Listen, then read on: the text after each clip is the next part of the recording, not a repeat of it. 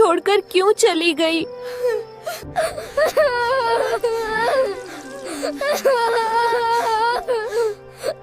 ये प्रसंग है श्री माधव दास जी का, जिनकी भक्ति इतनी महान थी कि स्वयं जगन्नाथ उनके बिन नहीं रह पाते थे।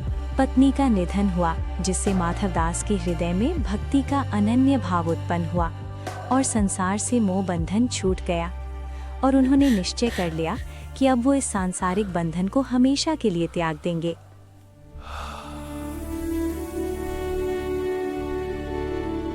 अरे, मैं किस अज्ञान में जी रहा था। ये तो जीवन का सत्य है। अगर जीव धरती पर आया है तो मरना तो निश्चित ही है? ये तो भगवान की कृपा है। कभी जाकर भगवान का भजन करता, और पता नहीं करता भी या नहीं।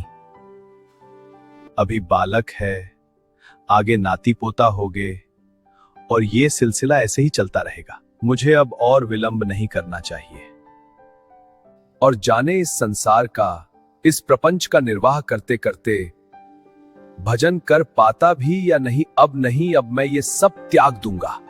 माधव दास अपना घर त्याग कर चल दिए, और फिर उन्होंने पीछे मुड़कर नहीं देखा।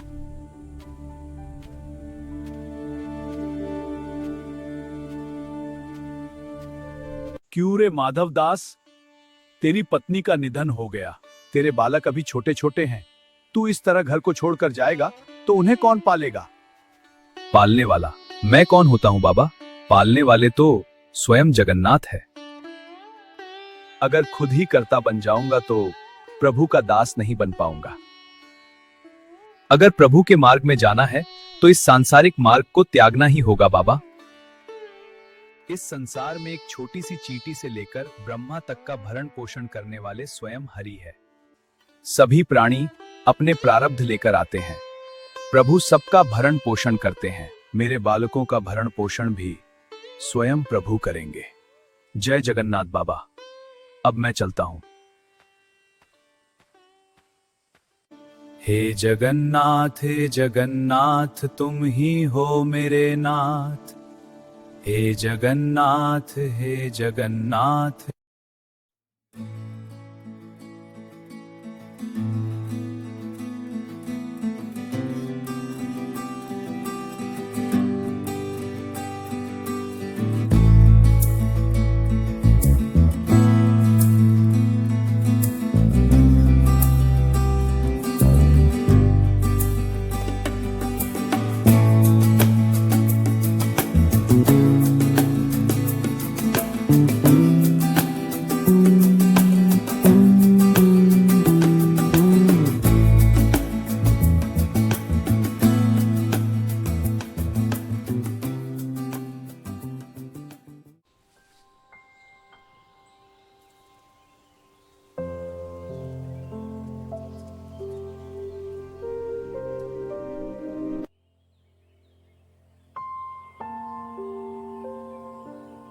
स्वामी अब न बिसारियों, लाख लोग मिल जाए हम।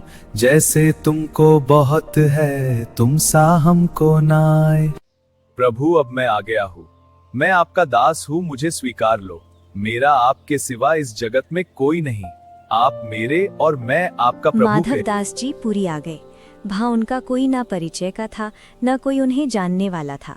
वो आके घंटों प्रभु की प्रेम माधुरी के दर्शन करते रहे और वहीं मंदिर के बाहर बैठकर वहीं रहने लगे। जय जगन्नाथ, जय जगन्नाथ, जय जगन्नाथ, जय जगन्नाथ हो।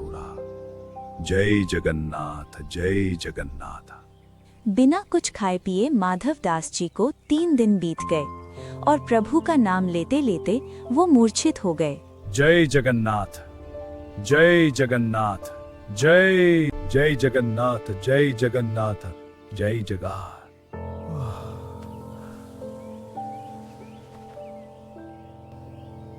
देवी मेरा एक भक्त भूखा प्यासा मेरा नाम जपते जपते मूर्छित हो गया। मैं उसकी ये दशा नहीं देख सकता। स्वामी, मुझे भी बताए वह कौन है और कहाँ है। मैं भी ऐसे परम भक्त का दर्शन करना चाहती हूँ। कृपया मुझे उसका परिचय दे। देवी वह यही मंदिर के द्वार पर मूर्छित पड़े हुए है। उनका नाम माधव दास है। वह मेरा प्रिय भक्त है जो मेरे लिए सब कुछ त्याग करके आया है। देवी, उसे इस जगन्नाथपुरी में कोई नहीं जानता और ये भूख उसे कभी व्याकुल न करे, इसलिए मेरी एक योजना है। देवी, तुम जाओ भोग की थाल लेकर उसके पास से। ठीक है स्वामी, मैं उन्हें भोग की थाल देकर आती हूँ।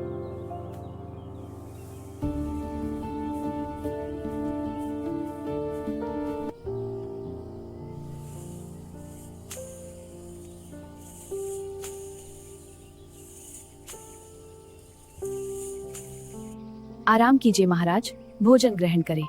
मेरी शक्ति आपको स्वस्थ करे। कहाँ गई आप, यह प्रकाश? धन्यवाद देवी।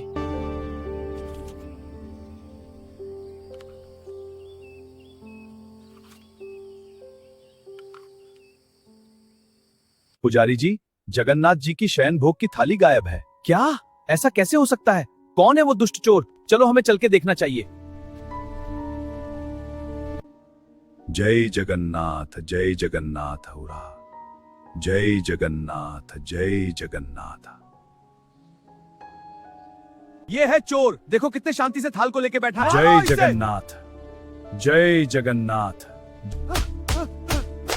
जय जगन्नाथ, जय जगन्नाथ, जय जगन्नाथ।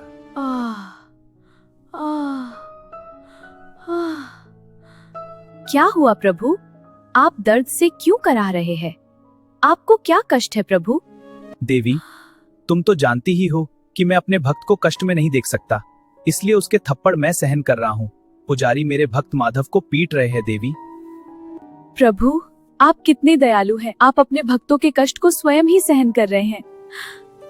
मैं अपने भक्तों के लिए हर एक कष्ट सहन करने के लिए तैयार हूँ।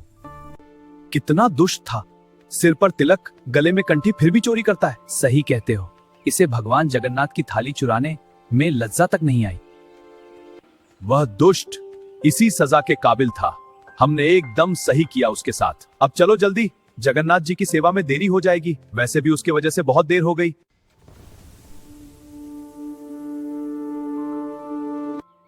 मुझे तुम्हारी कोई सेवा नहीं चाहिए। तुमने मेरे भक्त का अपमान किया है, उसे थप्पड़ मारे हैं। मैंने उसे स्वयं भोग की थाल दी थी और तुम लोगों ने उसे थप्पड़ों से मारा प्रभु है। क्षमा कर दो, हमसे बहुत बड़ा अपराध हो गया। हमें नहीं पता था कि वह आपके भक्त है। हमें लगा वो कोई चोर है जो आपकी थाली चुरा कर ले गया। चोर? तुम्हें मेरा भोला भाला भक्त चोर लगा? क्या तुमने देखा नहीं वो कितना शांत और दयालु था? मैं सब अपराध क्षमा कर सकता हूँ, पर मेरे भक्त को कोई दुख दे, मैं ये बर्दाश्त नहीं करता।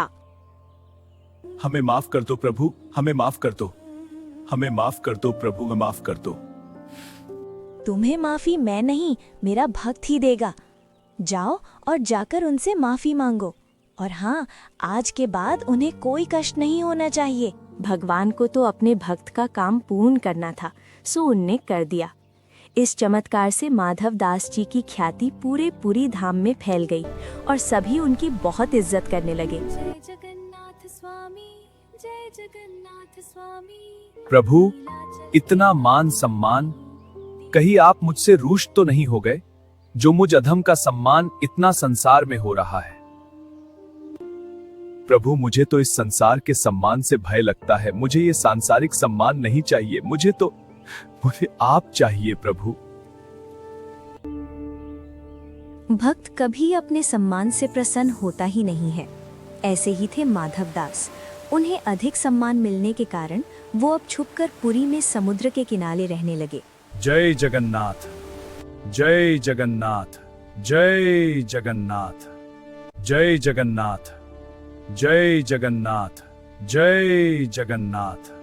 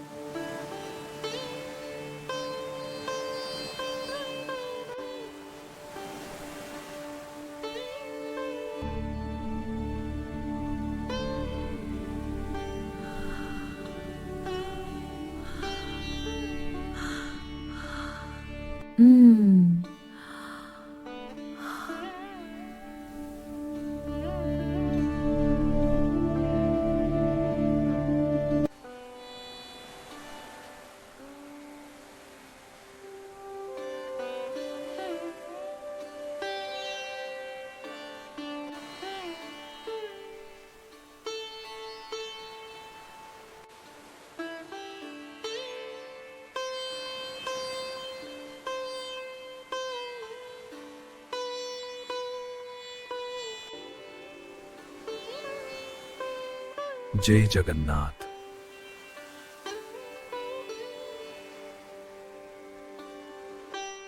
अरे ये कंबल तो जगन्नाथ जी का है। जरूर रात्रि की शीतलहर में जगन्नाथ प्रभु मुझे ओढ़ा कर गए हैं।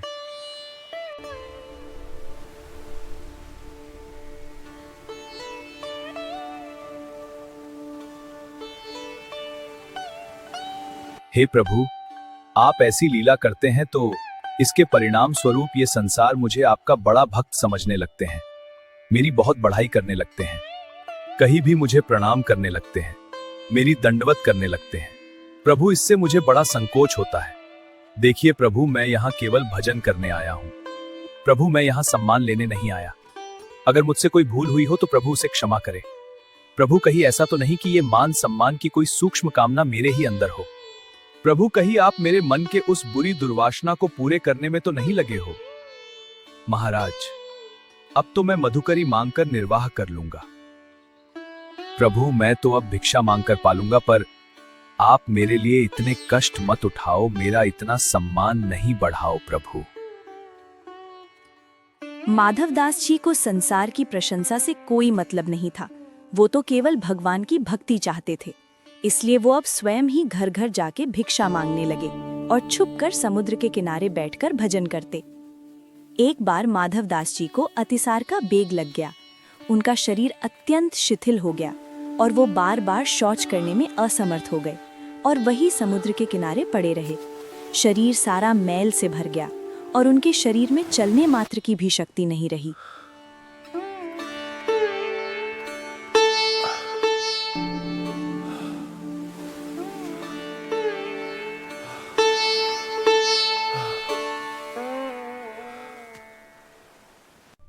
देवी, मेरा भक्त माधव 2 दिन से मेरे दर्शन करने नहीं आया। मुझे जाकर देखना होगा कि मेरा माधव कहाँ है। आज दोपहर की आरती के पश्चात मैं स्वयं अपने माधव के पास जाऊंगा और देखूंगा कि वह मुझसे मिलने क्यों नहीं आया। मैं उसके दर्शन बिन नहीं रह पा रहा हूँ।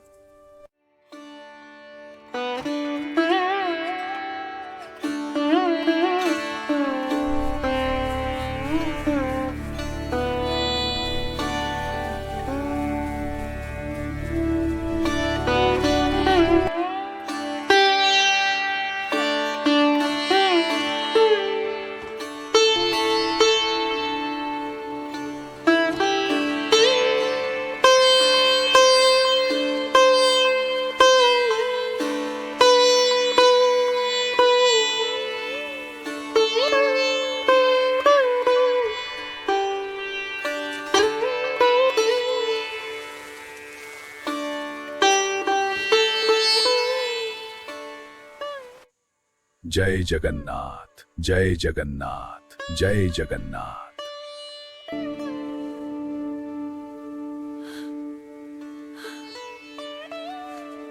मैं तो जान गया, मुझ अधम प्राणी के लिए इतना लघु कृत्य करके आप मुझे अपार कष्ट दे रहे हैं। ओह, आपने एकदम ईश्वरता को खो दिया है। मैं क्या करूं? भक्तों का दुख देखकर मुझे तनिक भी नहीं रहा जाता है। यदि ऐसी बात है तो मेरी व्यथा को दूर कर दीजिए, क्योंकि मुझे जो शारीरिक दुख प्राप्त हुआ है उसकी अपेक्षा आपको जब मैं अपनी सेवा करते देखता हूं तो वह दुख मुझे बहुत कष्ट देता है। व्यथा दूर करने में मुझे भी भारी संकट है। यदि कर्म फल शेष रह गया तो अन्य जन्मों में और शरीरों में भी प्रवेश करना पड़ेगा और फिर दुख भोगना पड़ेगा। मेरे माधव का कोई उपहास न उड़ाए, इसलिए मैं अपनी ईश्वरता को ही दूर करके आपकी सेवा में लग गया। इस प्रकार प्रभु का दर्शन और वार्तालाप करते हुए माधवदास जी की सारी पीड़ा समाप्त हो गई। श्री माधवदास जी भगवान की नई नई कथाएं कहकर संसार में भक्ति का विस्तार किए।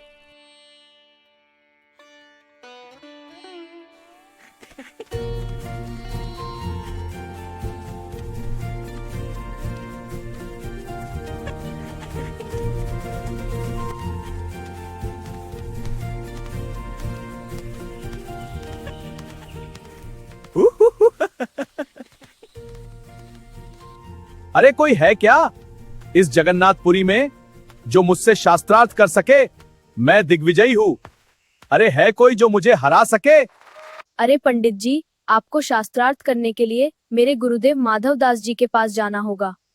हाँ, तुम्हारे माधव दास से ही तो मैं शास्त्रार्थ करने आया हूँ। बहुत सुना है काशी में कि पहले माधव दास को शास्त्रार्थ में हराओ। पहले मैं माधव दास को शास्त्रार्थ में हराऊंगा, फिर जाऊंगा मैं काशी और कहूंगा कि देखो मैंने हरा दिया, मजा आएगा। अरे पंडित जी, आपने तो शास्त्रार्थ करने से पहले ही जीत मान ली। पहले हमारे गुरुदेव के पास चलिए तो फिर देखते हैं कौन शास्त्रार्थ जीतता है। हाँ बताओ बताओ, कहाँ रहते हैं तुम्हारे गुरु माधव दास? वो समुद्र किनारे अपनी कुटी में है। चलिए मैं ले चलता हूँ।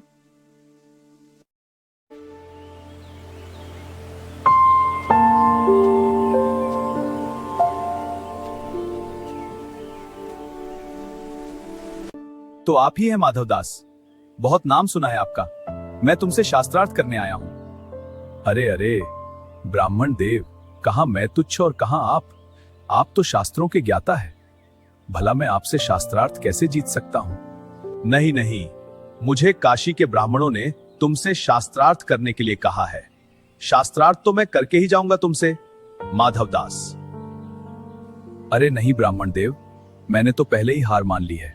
आप अपना समय बर्बाद न करें। आप तो दिग्विजय है, आपको मैं नहीं जीत सकता। नहीं नहीं, आपको मुझसे शास्त्रार्थ तो करना पड़ेगा। ये लीजिए विजय पत्र। मैंने इस पर लिख दिया है कि दिग्विजय जीते, माधव दास हारे। जैसा सुना था वैसा तो इनमें कुछ नहीं है। लगता है कुछ कम पढ़े लिखे हैं। अगर ये कुछ विशेष पढ़े लिखे होते तो जरूर शास्त्रार्थ करते। ठीक है तो मैं चलता हूं। मैं तुमसे शास्त्रार्थ करने आया था, पर तुमने तो पहले ही हार मान ली। नमो नारायण।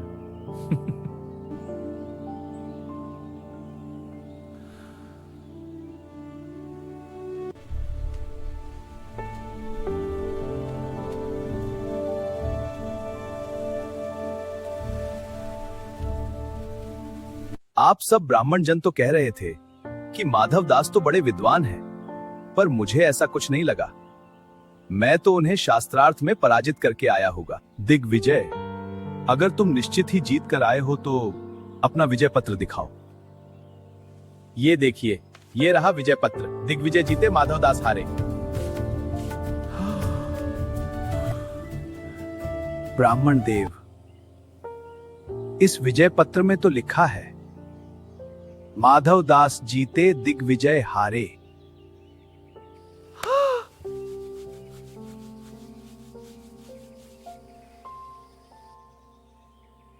नहीं नहीं, मैंने खुद देखा था कि उन्होंने माधव दास हारे दिग्विजय जीते लिखा था। ऐसा कैसे हो सकता है? मुझे मूर्ख बनाया। मैं अब दोबारा जगन्नाथपुरी जाऊंगा और इस बार ऐसा नहीं होगा। मेरे साथ छल किया, मुझसे कहा कि हार लिख रहा है। अब तो मैं इसका मुंह काला करके गधे पर बिठाकर नगर में घुमाऊंगा।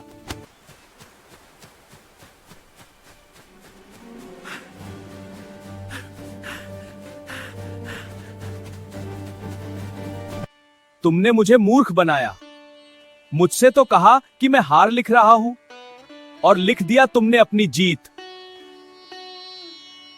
मुझे तो तुम कोई चेटकी मालूम पड़ते हो। यहां तुमने मेरी जीत लिखी और बाहर तुमने उसे हार में बदल दिया। अब मुझे तुम्हारे इस लिखित पत्र का कोई विश्वास नहीं है। इसलिए अब मैं अपनी जीत और तुम्हारी हार को जगत में प्रमाणित करने के लिए तुम्हारा मुंह काला करके गधे पर बैठाकर पूरे नगर में घुमाऊंगा। अच्छा जी, मेरे प्यारे माधव को ये पंडित गधे पर बैठाएगा। मैं इसको अभी मजा चखाता हूँ।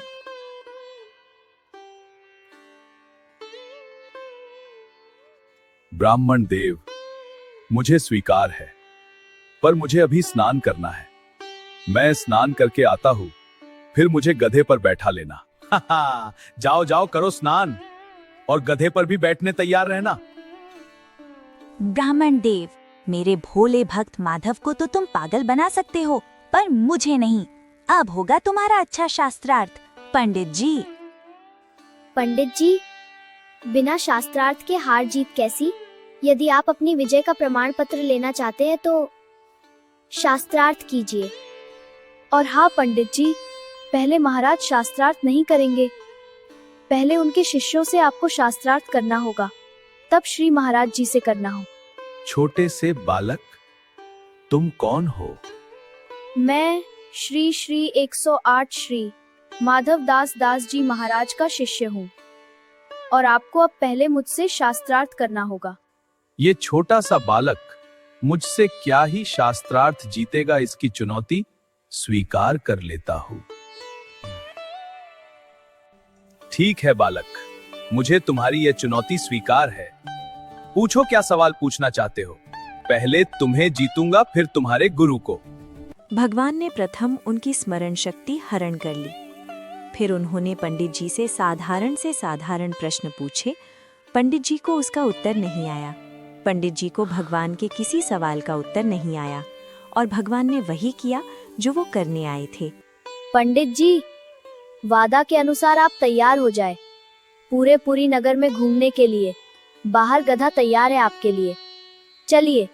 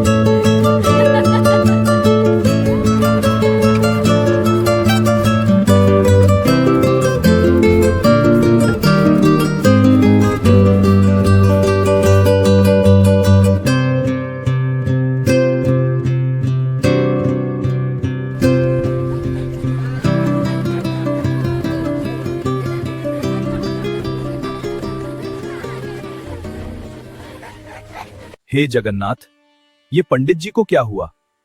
ये इस तरह गधे पर। माधव दास जी आ रहे हैं, अब मुझे भागना होगा।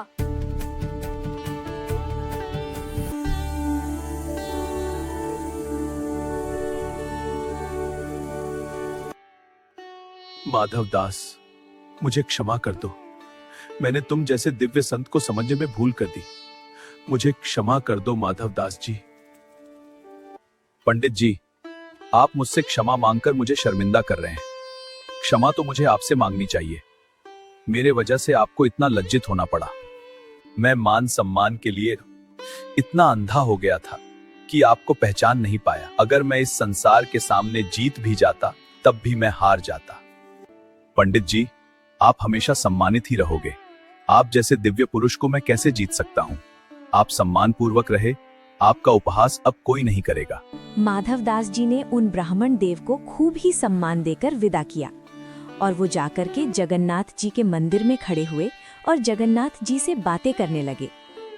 प्रभु, मैं तो एक दीनहीन ब्राह्मण, मेरा मान क्या और अपमान क्या। अगर मेरा अपमान हो भी जाता तो कौन बड़ी बात थी, पर ये पंडित जी तो बेचारे बड़े सम्मानित व्यक्ति थे। प्रभु, इन ब्राह्मण देव ने अपने पूरे जीवन में बहुत सारा सम्मान कमाया था, पर आपने उनके साथ ऐसा किया। प्रभु, वह बहुत सम्मानित व्यक्ति थे, आपको ऐसा नहीं करना चाहिए था। मैं क्या करूं माधव, मैं तुम्हारे अपमान को सहन नहीं कर सकता। कोई मेरे भक्त का अपमान करना चाहे, मैं उसे सहन नहीं करता। और इस तरह जगन्नाथ जी ने माधव दास जी की हमेशा लाज रखी और ऐसी ही अनेक लीलाएं उनके साथ की और माधव दास जगन्नाथ जी की सेवा में लीन हो गए। इस महान चरित्र का यहीं समापन होता है। अगर आपको ये चरित्र अच्छा लगा हो, इसे ज्यादा से ज्यादा शेयर करें जिससे और भी लोग इसका आनंद ले सकें। प्रेम से बोलो जय जगन्नाथ।